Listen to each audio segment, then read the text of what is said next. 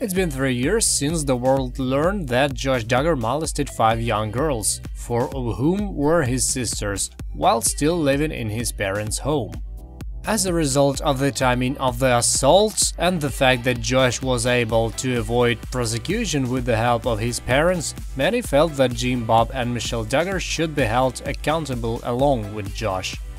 If you've been following them closely over the years, you know that the Duggars are masters in the art of burying scandals, a skill they may have learned during Jim Bob's time in the political arena, but the odds were certainly against them following the Josh revelation. Even diehard fans were nauseated and quick to demand that 19 Kids and Counting be cancelled by TLC. But there were enough Duggar loyalists to give the family an outside chance at a comeback.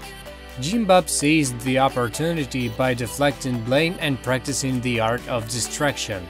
At this behest, 2 of Josh's victims, Jill and Jessa Duggar, filed lawsuits against In Touch Weekly as well as the officials who they feel were responsible for releasing Josh's police records to the tabloid, and thus identifying them as victims.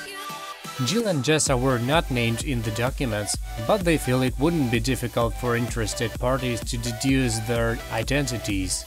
Shortly thereafter, Josh filed a lawsuit of his own, and his has even less of a chance of being successful.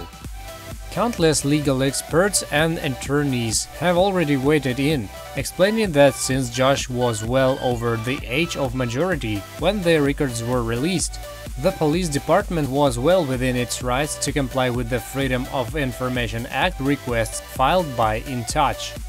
Nevertheless, Josh continued to press on with his ill-fated legal quests. As is the case pretty much any time a public figure files a lawsuit, Josh was clearly hoping that the defendants would publicly apologize, cut him a settlement check, and the whole matter would be resolved without anyone setting foot inside a courtroom. Unfortunately for him, it now looks as though continuing with the suit will do nothing to clear his name and will instead dredge up the ugliest incident from his family's past. This week, Josh's lawyers made a last-ditch effort to convince lawyers representing Washington County and Springdale, Arkansas, to file out of court. It didn't go well for Josh. Defendant Washington County denies each and every allegation of plaintiff's complaint, not specifically and expressly admitted herein, reads the attorney's reply. That's basically legalese for "we'll see you in court."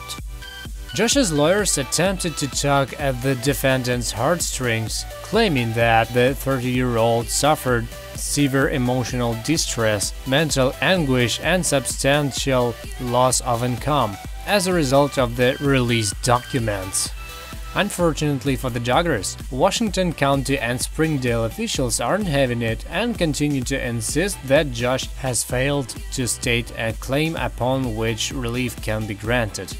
Looks like the most interesting Duggar drama will soon be playing out not on TV but in the courtroom.